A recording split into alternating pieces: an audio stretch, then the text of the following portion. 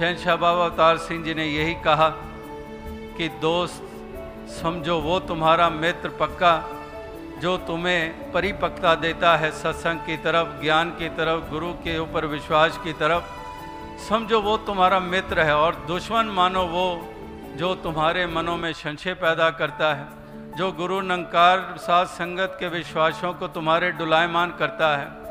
और यहाँ तक कई तो इतने होशियार होते हैं कि 10 के विश्वास को डुलायमान करके फिर आप खुद भी साथ संगत में आते रहते हैं। औरों के डुलायमान कर दिए, उनको ये दर छुड़वा दिए, लेकिन खुद फिर भी आए जा रहे हैं। तो ऐसे ऐसे भी प्रवृत्ति वाले ये भी समय समय पे ये पहले भी देखने को मिलते आए हैं। तो इसलिए चेतन होने के लिए भी ज़रूरत इसलिए कही जाती है। चेतनता जब कहा जाता है कि ये नहीं है कि चतुराई, अगर चतुराई हो फिर तो वही संसार वाली चतुराई हो गई। चेतन होने और चतुराई में बड़ा अंतर होता है।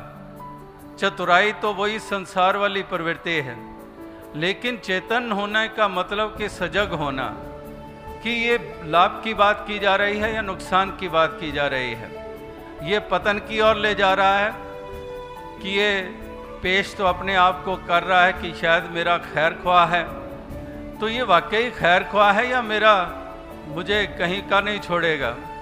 तो इस प्रकार से वो चेतन होना ये भी इसलिए बार बार कहा जाता है कि जो चेतन होता है, ज्ञानी होए सो चेतन होए, कि वो ज्ञानी अगर होता है तो वो चेतन भी रहता है। और इस प्रकार से चेतन इसलिए रहता है कि उसको बुरे भले की पहचान, उसको ये एहसास कि वाकई मुझे कौन सा रास्ता बताया गया है, मैंने केवल और केवल उस रास्ते पे चलना है, मुझे किन भावनाओं से युक्त होकर जीना है, मैंने केवल और केवल उन भावनाओं से युक्त होकर जीना है।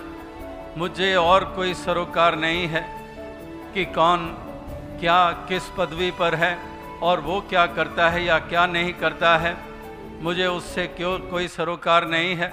मुझे अपनी आंसरेबिलिटी है, दूसरे की अपनी आंसरेबिलिटी है।